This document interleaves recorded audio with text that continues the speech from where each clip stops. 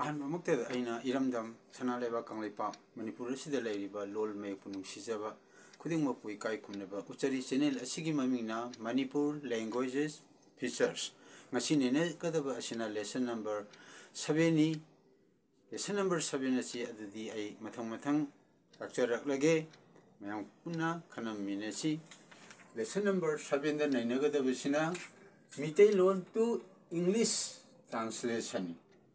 ꯑꯄꯥꯅꯕ ꯃꯤꯡꯇꯥꯛ ꯍꯥꯏꯕꯅꯤ꯫ ꯉꯁꯤ ꯅꯩꯅꯒꯗꯕ ꯑꯁꯤꯅ ꯂꯦꯁꯟ ꯅꯝꯕꯔ 7ꯒꯤ ꯑꯄꯥꯅꯕ ꯃꯤꯡꯇꯥꯛ ꯍꯥꯏꯕ ꯑꯗ ꯏꯪꯂꯤꯁꯇ ꯍꯥꯏꯔꯒꯅ ꯄ꯭ꯔꯣꯄꯔ ꯅꯥꯎꯟ ꯍꯥꯏꯕ ꯃꯁꯤꯒꯤ ꯃꯇꯥꯡꯗ ꯅꯩꯅꯖꯒꯗꯕꯅꯤ꯫ ꯑꯄꯥꯅꯕ ꯃꯤꯡꯇꯥꯛ ꯄ꯭ꯔꯣꯄꯔ ꯅꯥꯎꯟ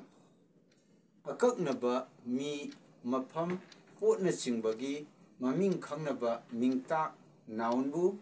ꯑꯄꯥꯅꯕ ꯃꯤꯡꯇꯥꯛ ꯀꯧꯏ꯫ ꯑꯃꯨꯛ ꯍꯟꯅ ꯍꯥꯏꯖꯒꯦ, ꯑꯀꯛꯅꯕ ꯃꯤ, ꯃꯐꯝ,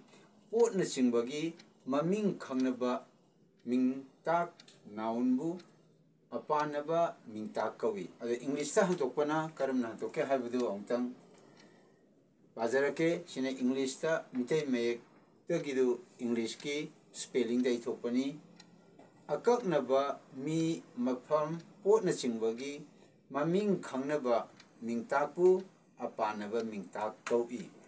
ꯑꯗꯨꯅ ꯑꯄꯥꯅꯕ ꯃꯤꯡꯇꯥꯛ ꯍꯥꯏꯕꯁꯤ ꯀꯔꯤꯅꯣ ꯍꯥꯏꯕ ꯃꯇꯝꯗ ꯏꯪꯂꯤꯁꯇ ꯄ꯭ꯔꯣꯄꯔ ꯅꯥꯎꯟ ꯍꯥꯏꯕꯅꯤ꯫ ꯑꯗꯨꯗꯤ ꯏꯪꯂꯤꯁꯇ ꯃꯇꯧ ꯀꯔꯝ ꯇꯧꯅ ꯃꯁꯤ ꯇ꯭ꯔꯥꯟꯁꯂꯦꯠ ꯇꯧꯒꯗꯒꯦ ꯍꯥꯏꯕꯗꯨ ꯑꯩ ꯑꯃꯨꯛ ꯃꯊꯪ ꯄꯥꯊꯖꯔꯛꯀꯦ꯫ ꯁꯤꯗꯩꯗ ꯌꯦꯡꯁꯤ꯫ A proper noun is the name of one particular person, place, thing, as distinct from every other. ꯑꯃꯨꯛ ꯍꯟꯅ ꯄꯥꯖꯔꯛꯀꯦ꯫ A proper noun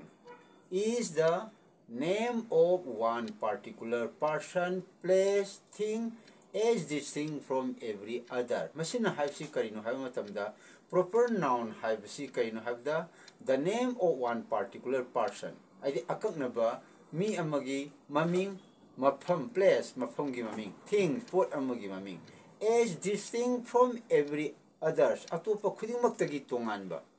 ꯃꯤ ꯑꯣꯏꯕ ꯌꯥꯏ, ꯃꯐꯝ ꯑꯣꯏꯕ ꯌꯥꯏ, ꯄꯣꯠ ꯑꯣꯏꯕ ꯌꯥꯏ, ꯑꯗꯨꯒꯨꯝꯕ ꯑꯀꯛꯅꯕ ꯃꯃꯤꯡ ꯑꯗꯣ proper noun ꯀꯧꯏ꯫ ꯑꯗꯨꯅ proper noun ꯍꯥꯏꯕꯁꯦ ꯀꯔꯤꯅꯣ ꯍꯥꯏꯕ ꯃꯇꯝꯗ ꯑꯀꯛꯅꯕ ꯃꯤ ꯑꯃꯒꯤ ꯃꯃꯤꯡ,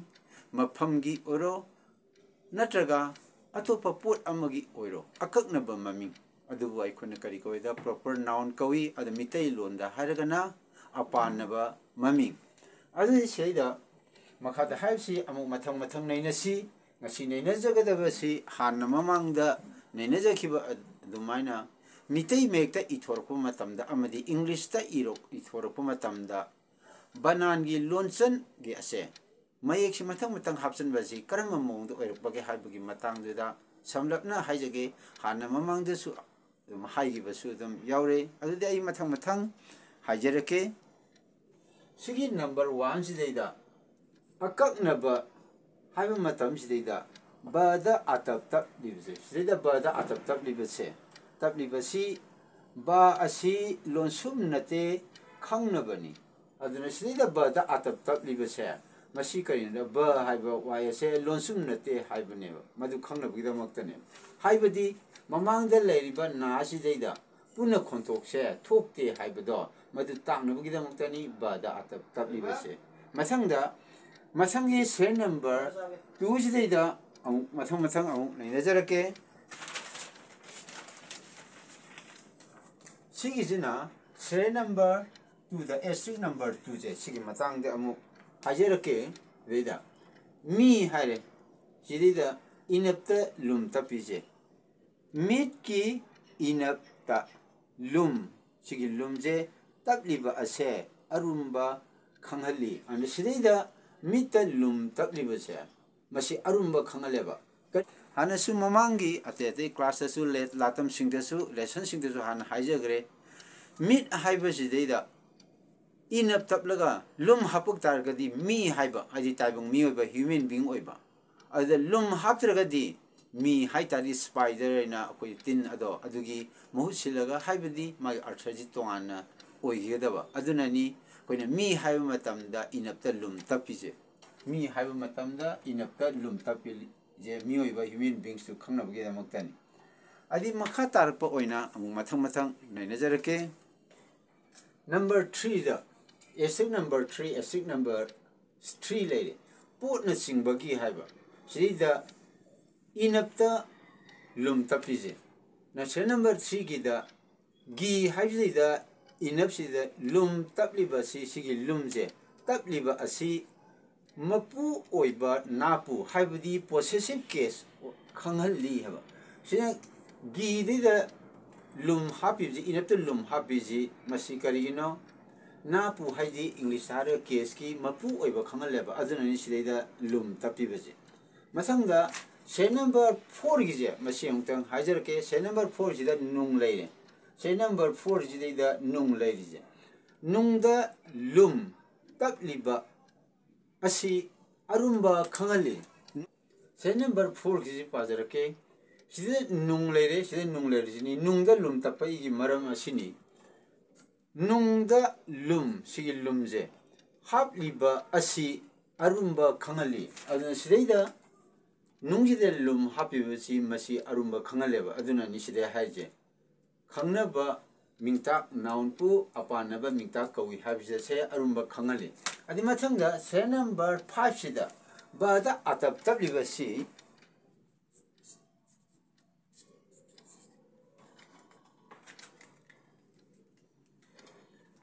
se number 5 is mo pajar ke si se number 5 is da bagi ba habagi matha a is da mathak ta faina line ma singi se ba sidida a gi mathak ta faina la i singli ba asi a gi mathak ta faina la i ama singli ba se asi mitai mayekta ba ibada lonsum nate khangali aduna sidida akaknaba haibase lonsum nate ba baje aduna mitai mo mayekta irakpa matamda ba da atap takudaba sida haije akaknaba hai matamda ba da atap tabli ji masi lonsum nate khangaleba ada english sa irakpa matamda di si phaina lines singani aduna sida ba da egi mathakta phaina singliba asi mitai mekta ba ibada lonsum nate khangali hai adi mathangda mai khudam amu nazar ke proper noun ji amu nazar ke proper noun haiba apanaba ming ase masi amu khudam sing ase yamna leir adubu khudam ani dang pijage ahan bada khudam da numit hai numit english taraga san numit haiba se ama khaktang oina leiba ana akaknaba maming oina khangnai aduna san haiba numit haiba se proper noun ni apanaba maming ni ya apanaba mingta hai mathangda Ranjit hai matamda Ranjit ay mi maming ni Ranjit haba si mi maming akaknaba mi magi maming ni sumaitana akaknaba mi pot na singba natraga mafam na singba khangnan targadi makhoi singasu apanaba mingta proper noun hana kawi matang asida ngasigi oinadi mitai mayektagi English ta ithokpa matamda mitai londagi English ta translate tabu matamda karamna tawudage haiba matang adu proper noun apanaba mingta haibigi matang asida loijare channel asigi mamina Manipur language feature channel asibu yengbireba khudem pui kai khumna uchari ngasigi di matang asida loisinjarage mathangi upload tawu matamda aikhoi punna amuk unaminasi